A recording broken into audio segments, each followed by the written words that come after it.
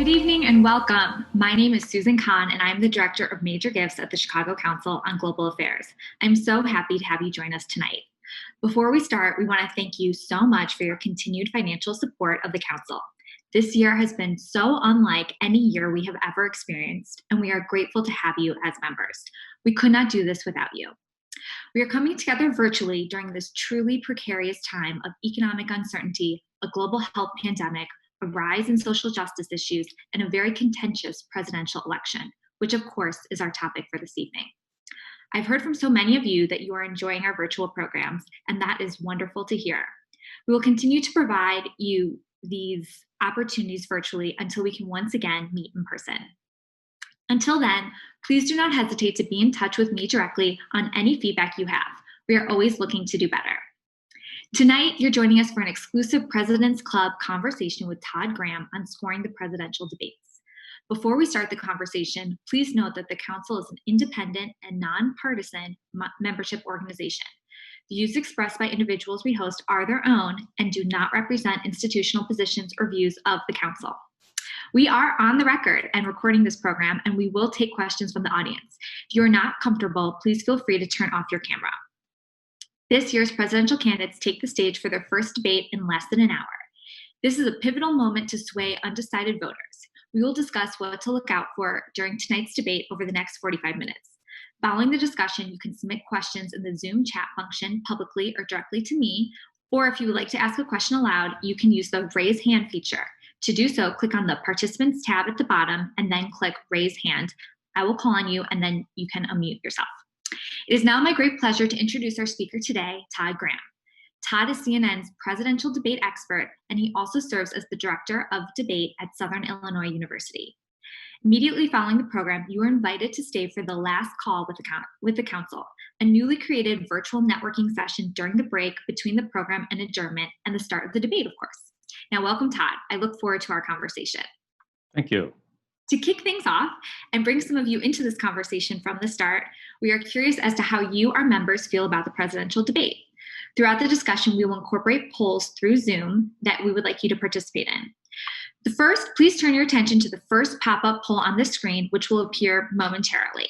And you can answer anonymously, and we'll give you a few seconds. So the question asks, in your personal opinion, which presidential candidate has better debate techniques? Biden or Trump? And we'll give a few moments, and then Todd, I'd love to kick it off once we see the results. Yeah, I think I can handle that one. Okay, great. Now, my colleague Kellen, if you could share the poll results in a moment. Kellen is our tech guru, for those of you who don't know him.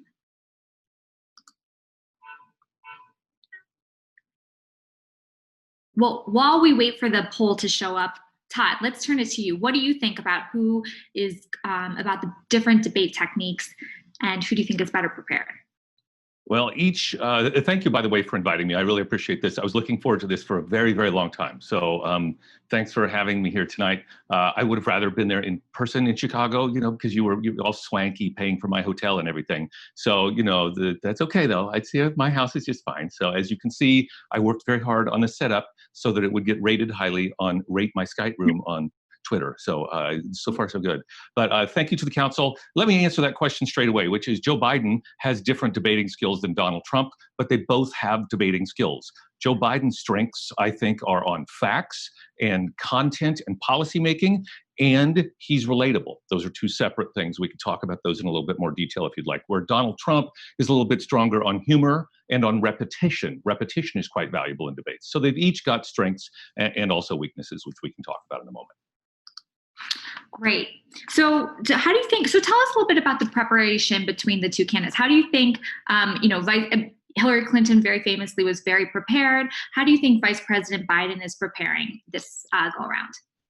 Well, word is he's been practicing some, and I'm just not sure, though, if he was practicing it with a close enough doppelganger, because Donald Trump debates like no other presidential candidate we've seen. And as Ted Cruz, who was a national debating champion, learned the hard way 4 years ago, if you don't prepare for that sort of debater, if somebody's not rude to you, if somebody's not interrupting you, then you really don't know how to handle it the first time that you hit it. So hopefully Biden has been preparing. One thing I wrote about in one of my columns for CNN.com was that, it's fairly telegraphed. Donald Trump has been giving the same speeches over and over, whether at a campaign rally or to, conservative media. So I think the research part of it wasn't, frankly, that difficult for Biden's campaign. It was the practicing part. And so that's the part that I worry most about. So now tell us, what do you think about the president? The president has a very busy agenda right now, new Supreme Court nominee, coronavirus, the economy. How do you think he's taking the time to work on the debate? It's the same thing, which is he's actually gone on record, President Trump, as saying that he won't practice because he feels like he's already practiced enough. He knows what he's doing. He gives a lot of campaign speeches, which is why I think it's evident that we should look for him to appear the same as he does in campaign speeches and other interviews he's given. But that doesn't mean that he's not sort of getting ready for offense against Joe Biden, because I promise you, most of his research time is on offense. Debate, like any other game, has offense and defense. And defense is when you have to defend yourself against attacks, or criticisms of your former policies, whereas offense is when you're criticizing the other person. Donald Trump's A game is his offense. So if he says he's not practicing, that just means he's not practicing defense. I promise you, he's got some things he has to say about Joe Biden.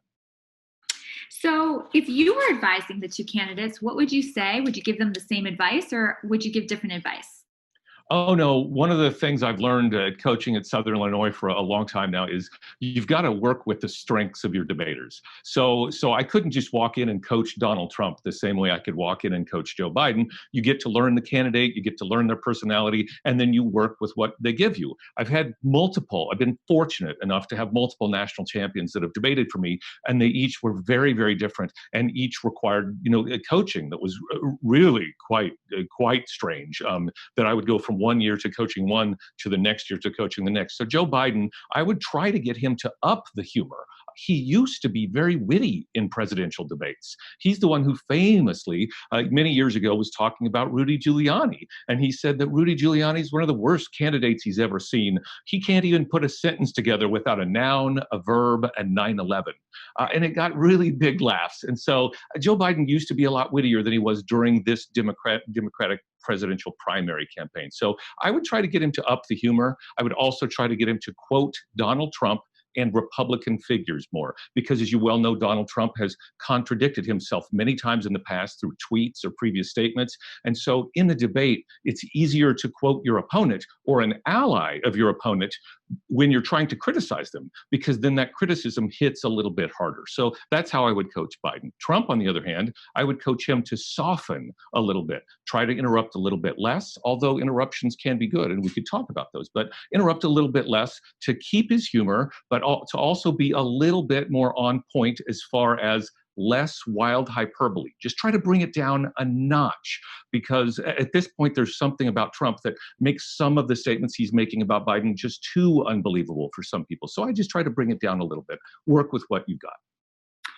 Now, President Trump obviously is the incumbent, and historically and very famously, President Obama in the first the first debate when he was the incumbent was really off of his game. And we've seen other examples of that as well. President Bush as well, having someone go at them, they're very unused to when you're president. So how do you think do you think tonight will be different than future debates where President Trump isn't as used to having someone to square off with? Yes. My answer to that question is yes. And the reason it will be different is because the problems that you saw with Obama and previous presidents were that they weren't aggressive or assertive enough in that first debate. Mitt Romney, I still say to this day, is the very best presidential debater I have ever witnessed. He had 22 debates that year that he had to go through, 19 before he debated Obama. And in that series of 19 debates, he might have had some that were better than others, but he was as sound as you get. And he knew exactly how to be assertive without coming across as pushy or aggressive. And when he debated Obama, Obama had a more laid back style because he was already president.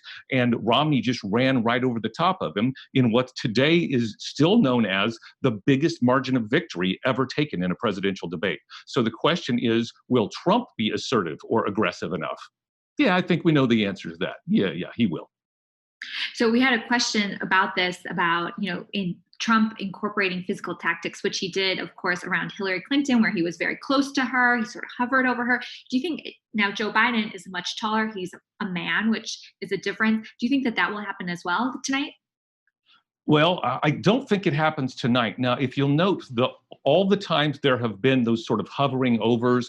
Al Gore did it to George Bush, did it to W, and Trump did it to Clinton. Those were only during the town hall debates where candidates had a microphone in their hand and they were allowed to walk around the room a little bit more. But a couple things prevent that tonight. First is it's not a town hall, which means the microphone is right there at the podium in front of you. So I don't think they will go astray from that. But the second reason is that we have the coronavirus. They're going to, even for the town hall, try to keep social distancing. So I don't think we need to worry about the hovering at all. Great. Well, now let's turn to the moderator for tonight. Chris Wallace has interviewed President Trump multiple times, and he's been a very good interviewer with him, trying to go back on him and question after his answers. How do you think he's going to do tonight? We were talking a little bit before we started this evening. How do you think he'll keep order? Do you think he'll let President Trump and Vice President Biden just go at each other? Well, that's a fine question, and the reason is because 1 week ago, Todd said, published a piece on CNN that said Chris Wallace was an excellent moderator in 2016, and I expected him to do his job. But since then, especially in the last couple of days, he's been taking the lead from Frank Fahrenkopf, who's the chairman of basically the co-chair of the Commission on Presidential Debates, and saying, no, there's a Washington Post piece where Chris Wallace basically says, no, I just want to be invisible. But you can't be invisible with these two debaters, because the less you do, the more they'll just argue back and forth, and the more dishonesty that will come out of their mouths. So I'm hoping Chris Wallace is the 2016 Chris Wallace, and not the Chris Wallace that he said he's going to be in the last week. Well, there's a couple questions in the chat I see about the tax returns. Oh, of course, as we've heard, the New York Times found 20 years of tax returns from President Trump. Of course, they haven't actually released the tax returns. They've just written about the tax returns. Vice President Biden has released years and years of his tax returns. How do you think that will be addressed tonight, or do you think it will be addressed tonight? What do you think is going to happen? One of the things with this year's debates are that they gave the moderators for the first and third debates, so Kristen Welker and Chris Wallace both have 6 topic areas they're supposed to pick. And obviously Trump's taxes aren't one of those areas. So Chris Wallace will have to figure out if he thinks breaking news, et cetera, or in the economy, that's probably where he'll try to fit it in if he does, because the economy is one of his topics. And you could easily spin that into the economy. Well, part of what makes up our economy are the taxes and what the government has, and then he could spin that into perhaps Trump's taxes. But according to the rules, it's not one of the official topics. We'll just have to see. Well, one of the questions, though, is the economy, of course, and then also the candidates' record. So do you think that they'll find ways of talking about it, that Chris Wallace will change because it was such a big story over the weekend? Yeah, I mean, I do. I think that you can, as I said earlier today, I was on the Canadian broadcast system. So I'd had a joke that I'd literally been waiting 3 years to tell. And so I think there's a way in debates that you can just you can fold them in like you would broken cheese into your mother's enchilada recipe. And so I just think that you can fold that into the debate. There's a lot of different ways you can do that. So yeah, of course, I think you can. Great.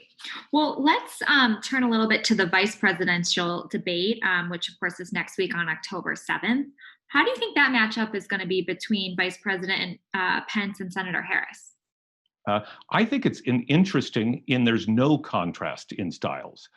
Vice President Pence used to host a radio program. He's very laid back. If you recall 4 years ago against Tim Kaine, he was very laid back. Tim Kaine was much more aggressive, interrupting much more. So Pence is a pro. But the thing about Kamala Harris that I find fascinating is people like me from the Midwest who, while we knew her name, we'd never really seen her speak before. We have a different impression of her from the presidential debates than my friends in California, or even a podcast that I just did with a Californian the other day, because she said, "What's your impression of Kamala Harris in the debates?" And I said, and I'm not exaggerating, I said, "I've had multiple people call me or talk to me in person and say, do you think Kamala Harris was high? Do you think she was basically smoking weed before?" Because that's how laid back she seemed. And I said, "Oh no, I actually really like that in a debater. I like a conversational quality." And so that's what I saw, because I've seen enough speeches that I know, no, she's not high. She's just very conversational. But Midwesterners who'd never seen her before were expecting some sort of like always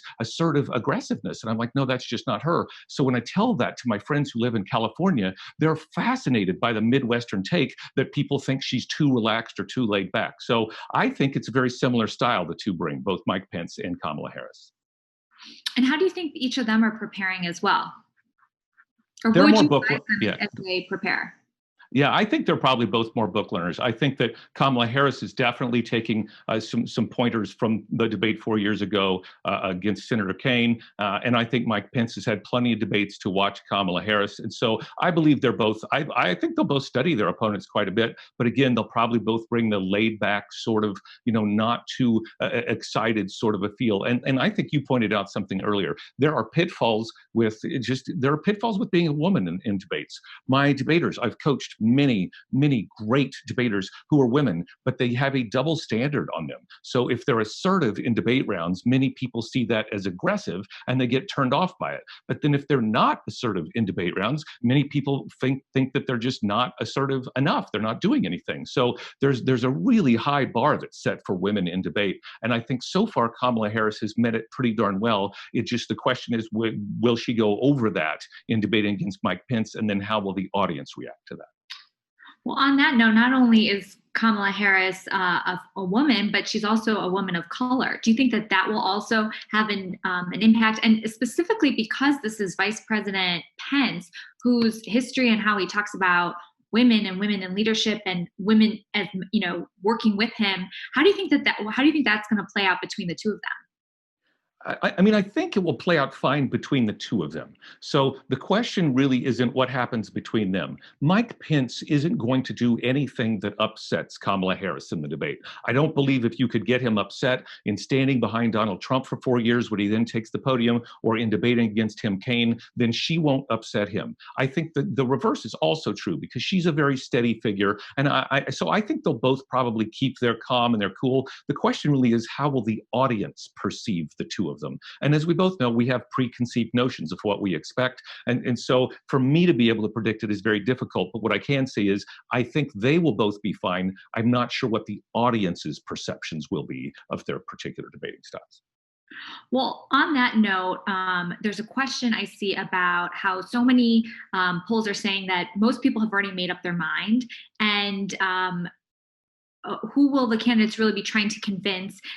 The independent voters, the people who've not committed, maybe people who've never voted before. And how do you think that that's going to take place tonight? What do you think Vice President Biden, President Trump's will try to get to those people who haven't made up their mind?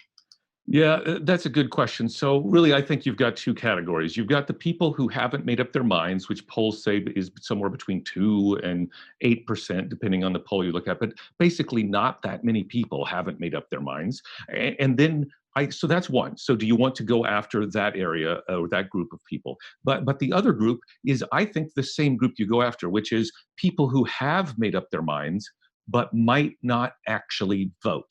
So that's part of the problem, is we're always talking about independents or people who haven't made up their mind, but we forget that a lot of people know who they want to vote for, but something comes up that day, they get a contact lens stuck in their eye like I did earlier, and they are unable to actually get to the polls and vote, or it's a pandemic. They don't want to go out and vote, and maybe they didn't get their mail-in ballot, and then they didn't want to make the effort. So then the question in the debate comes down to who can motivate the most people to actually go out and vote. So maybe you've got a certain percentage who already like you, but you didn't do enough in the debates, which I think Hillary Clinton didn't do, to actually motivate. All right, she won those debates technically, but winning technically and getting people to go out and vote in a pandemic are two completely different things. Great. Well, I want to now bring in some more people from the audience. We have another poll. So, Kellen, this is your cue that before we transition to bringing in more conversation, more questions, and I'm trying to bring in the chat, but we'll do some more.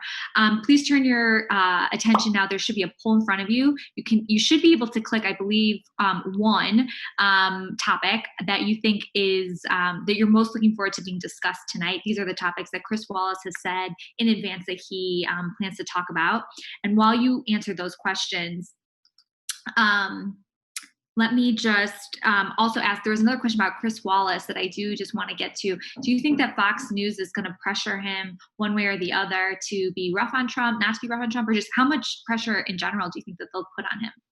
Well, I don't think that Fox News will necessarily put any pressure, certainly not since he's been announced, et cetera. It's just the culture of where you work puts pressure. I have a wonderful department that I work in, but there's also a culture of that department. And in being in that culture, they don't have to say anything to me, and I know what they want me to do, right? Just like you do at your workplace. So he knows where he works. He knows what they expect or would like of him, especially the later night sort of talk show moderators on Fox News. So no, they don't have to put pressure on him, but just that internal pressure you put on yourself. There's always that internal pressure. Do I buck against the trend of my network, or do I just kind of go along with what I know will make them happy? And that's a real thing, right? Talk to Shep Smith.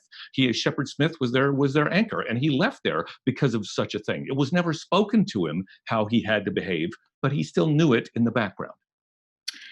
Great. So now you should be able to share, to see the poll results. I'm actually surprised. The topic that you're most looking forward to being discussed is coronavirus, then looks like race and violence, then the economy, then election integrity, Supreme Court candidates' records. Todd, I'll turn it to you. What do you think about this from our council members, but also what are you most looking forward to hearing about being discussed tonight?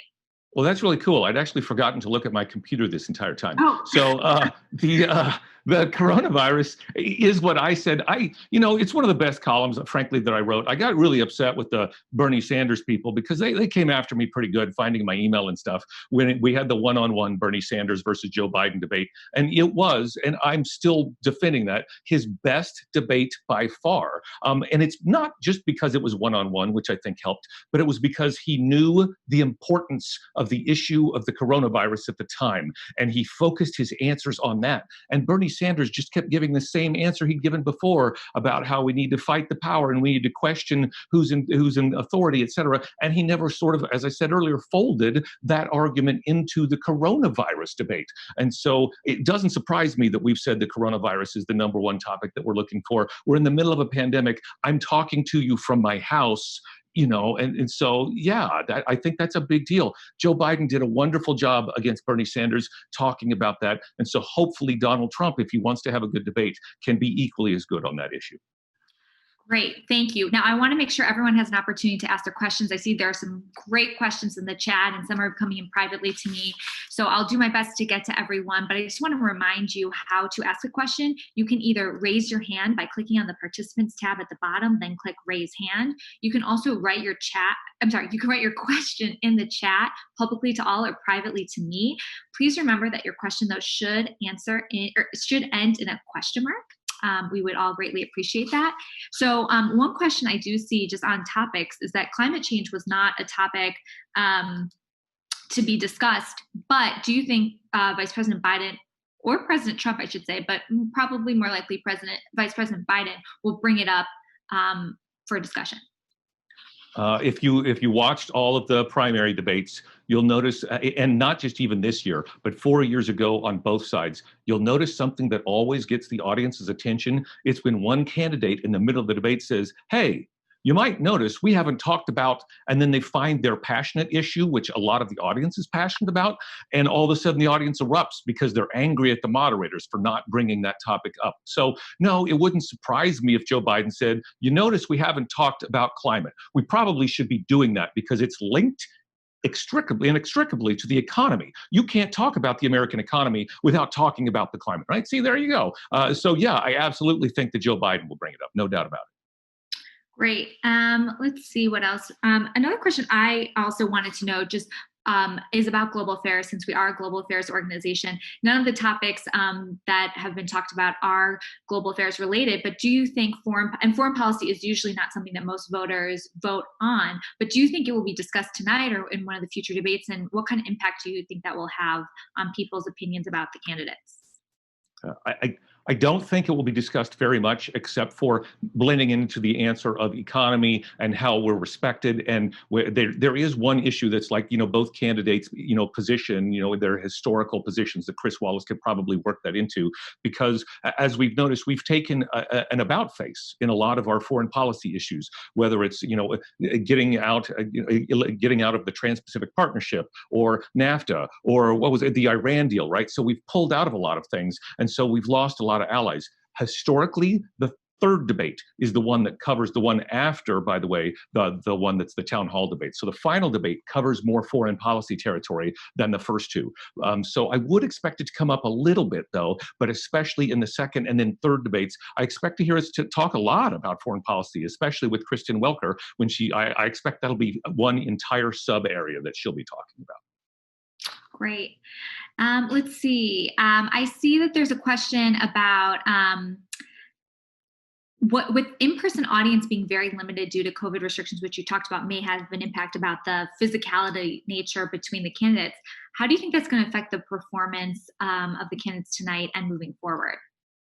I think the lack of an audience is a wonderful thing. There's two good things that have come about because of the change in debate format. One is no spin room afterwards. Now, that doesn't mean that both candidates won't have their surrogates on television, but it makes it harder, because one of the things that annoys me is I watch the debate, I close my computer, I turn off the TV, and I just think about it, I analyze my notes, and I write my column for CNN. But it takes me several hours. And then I find out that in the spin room after the debate, they were reinterpreting all sorts of things that happened in the debate. And I think it's our it's our job to evaluate the debate on the debate, not on how they spin it afterwards. So that's one of the benefits of it. And the other one is a lack of an audience. I've always hated the audience in presidential debates.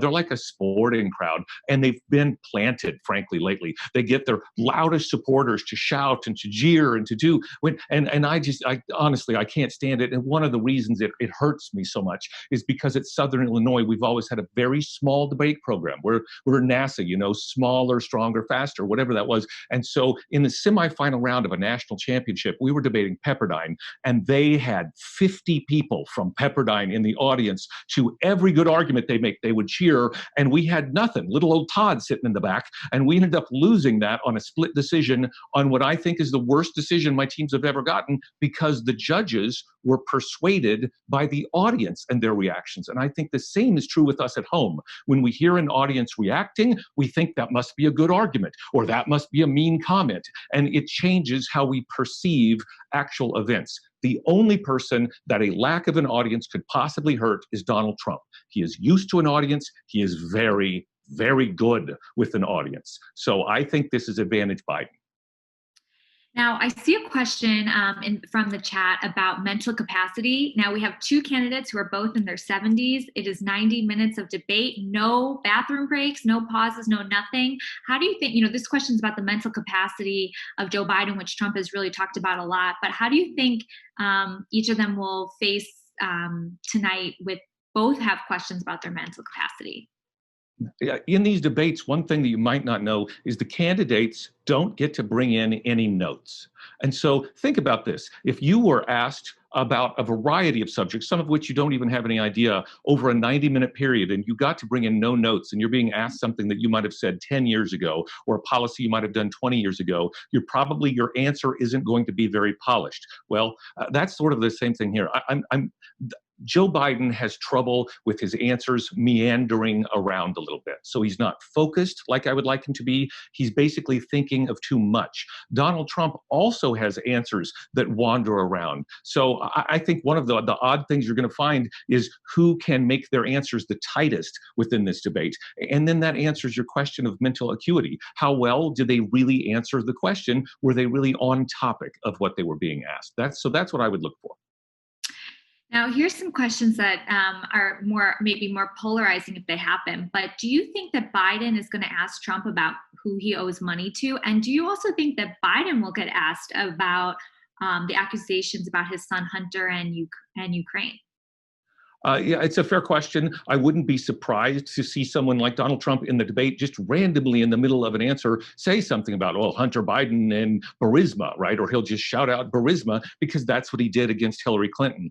Because what happens is, and the reason I said earlier he's good with repetition, is he will think of one or two critiques of Joe Biden and he will just repeat those same critiques the entire time. So even if the topic's not about Burisma or anything, he'll perhaps shout out Burisma, and the same that Biden could do with Trump. He could say something about, well, on your taxes, you didn't do this, or et cetera. But I do think that the one way I would probably, if it was up to me, I would improve the debates.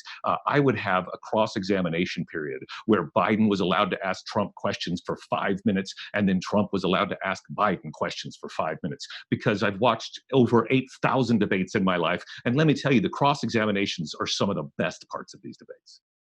Well, on that note, we have a question about, a debater losing steam or stamina. Again, it's 90 minutes. That's a long time. You were talking about notes. I have notes that I'm, looking at right now for tonight. And, you obviously prepared.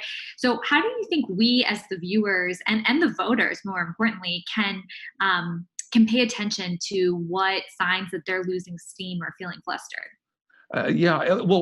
Some of it is just, let's not pay as close attention to a slight verbal gaffe, like I've already mispronounced 2 or 3 words while I've been sitting here. And so then let's just think about what overall the big picture is that they're trying to say in that answer. They might get a few facts or figures wrong. The question is, did they purposely get it wrong? Or did they just misspoken because, they didn't have the arguments right in front of them? But do they lose steam? Absolutely. Here's why I've always said it's the first part of the debate that matters more. Because most people judge the debates in the first 30 minutes. It's almost like they aren't even having a 90-minute debate. Because I want you to ask yourself this, and this is why my editors at CNN have been so nice.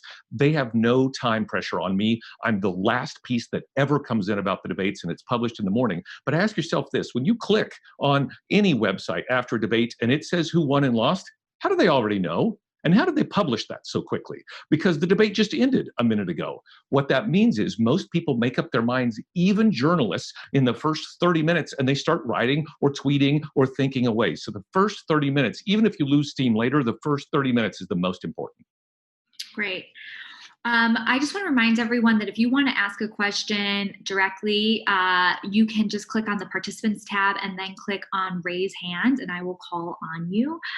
We do have quite a few questions and comments in the chat, which is so great to see. I did get a question privately to me that asks for Professor Graham.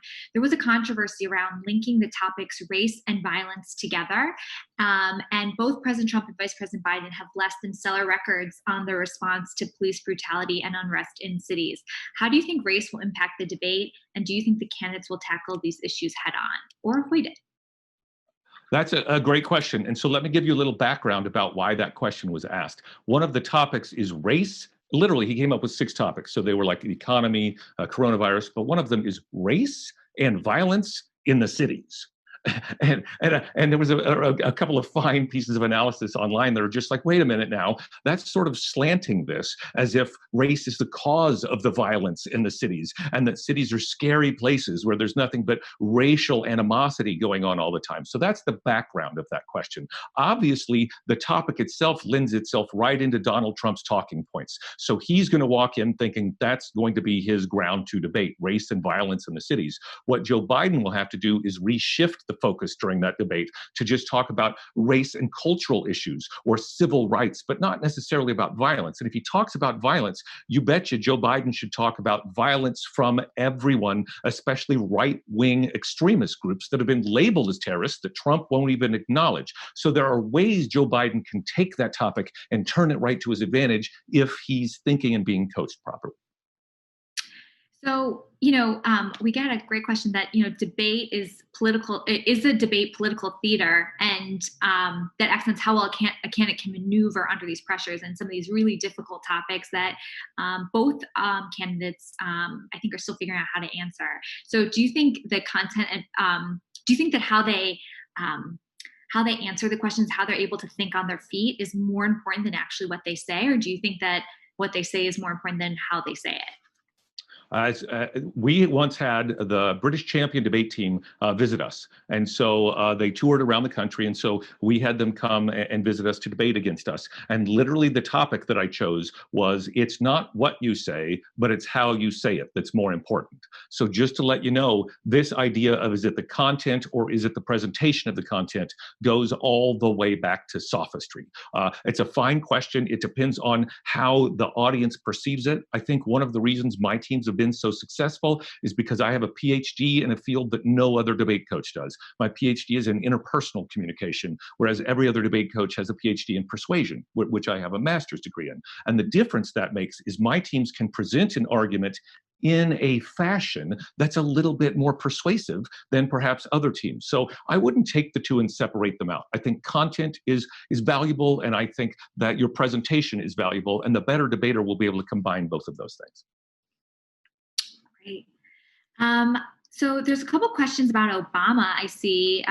So do you think that Trump is going to talk about President Obama to attack Biden? Again, repeating what he did in 2016 against Secretary Clinton. Yeah, 2016 was different than 2020, though. So I think the more that Trump talks about Obama, the more the advantage is to Joe Biden. Joe Biden actually forgot to say Obama's name in a debate or two in the Democrat primaries, which I thought was really a bad call on his part. So the more that we hear Obama, the more the advantage is, because Joe Biden will immediately think, oh yeah, let me think of another thing I helped him do. Even if Biden didn't help him do that or not, if it's fair game for Trump to criticize Biden for something Obama did, then it's fair game for Biden to take credit for something he may very well have had no part in the policy making. So I think that's the advantage Joe Biden. Okay. So I had a question from before that I think I skipped, but it was about, just overall, you're a professor, you just told us a little bit about yourself. What would be the 101 debate techniques that you teach to your students? And how do you think, I realize Biden's a real seasoned debater, and Trump obviously has been on TV for many years and has, of course, written The Art of the Deal. So, but what would you say with maybe someone brand new to debate?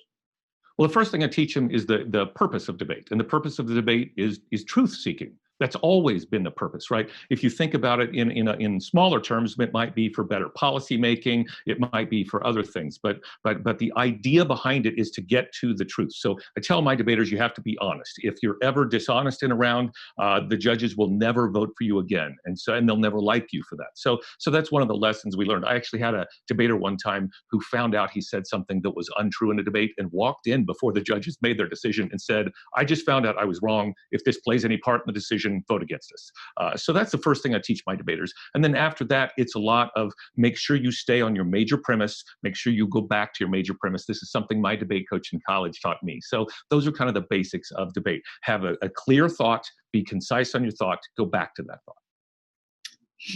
I have a comment in here. Can we tell Chris Wallace that? So we'll see how he will go in. But another question came in. What do you think the candidate handlers, who of course will be backstage and who will be, prepping them in advance, think about as they strategize for their candidates and preparing for their debate. Of course, President Trump is, I would say,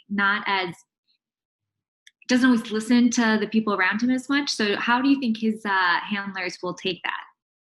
I'm assuming that they're probably on the same line as him, so they'll probably have a lot of offense and some like one-liners about Joe Biden or about other things. But beyond that, they've probably learned by now exactly how much they can coach him, and Joe Biden's team has done the same.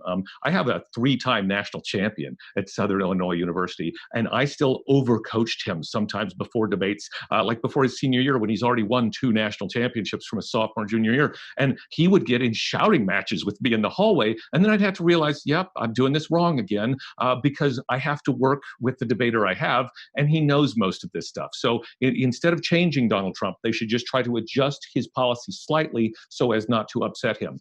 Coaching mistake I made. I had to adjust my idea slightly, even though I didn't want him to do his idea at all. I had to say, okay, we'll do your idea and then just adjust it slightly a little bit rather than try to change him completely. Great. So I see another question. I know this was touched on a bit before in the target audience question, but how much impact do the dates traditionally have on the election? Does debate success make a noticeable difference in candidates polling? The answer is yes. In primaries, it has a bigger impact, because if you think to yourself, if a candidate makes a mistake in a primary and you don't like that candidate, there's still 7 other people on stage for you to choose from who are part of your party. So the general election debates make, I think, a little bit less of a difference in selecting like who the candidate is, because like we said earlier, most people have made up their minds, but they still do, like I just did there, a flub, they still do make a difference in the overall sort of idea of who you want in the people who aren't decided and the people who get out and vote. So debates absolutely make a difference. One of the ways I would be remiss if I didn't point out is in the spin afterwards. Kathleen Hall Jamieson wrote the absolute best book about the presidential debates of 2016. And what she found is Donald Trump actually won those debates, but nobody knew it at the time. The reason he won those debates is because Fox News and conservative media took his best 2 or 3 points from the debates, like Hillary is corrupt, you can't trust Hillary, and they spun those incessantly for the next 2 to 3 weeks in almost all of their news pieces. So what they did was they magnified the importance of his arguments in the debate well after the debate. So the debates did matter, they just didn't seem to matter at that time. Great. Well, we have time for one last question, and I apologize. I realized I missed one, so thank you for highlighting it again. But the question was about that Trump, we know that Trump is going to go after Biden pretty energetically. Do you think that Biden's best strategy is to also slug it out and secure those winning zingers and one-liners, or go for a more rise above it, the Michelle Obama, if you will, attitude? You can't do Michelle Obama against Donald Trump. What I teach in interpersonal communication is that if you are competing, if your husband, wife, if your children, et cetera, if you are in an argument with them and they have an aggressive personality, they will take advantage of you if you are not equally aggressive. So I think Joe Biden has to come out assertive. Now, should he do the same thing that maybe Bernie Sanders I would coach? No, because Joe Biden's strength is witty one-liners, right? Like the one I talked about earlier about Rudy Giuliani. So I would coach him to be assertive or aggressive, but not in the same way that Donald Trump is. I would coach him again to quote Donald Trump, and that would really get under his skin, to quote former Republicans who worked for him, Secretary of Defense, et cetera, and to also to use little cleverness against him. And I think that's where he can show himself to be assertive and aggressive. The public will not vote for another Democrat who doesn't stand up to Donald Trump. So he's got to do it in his own way.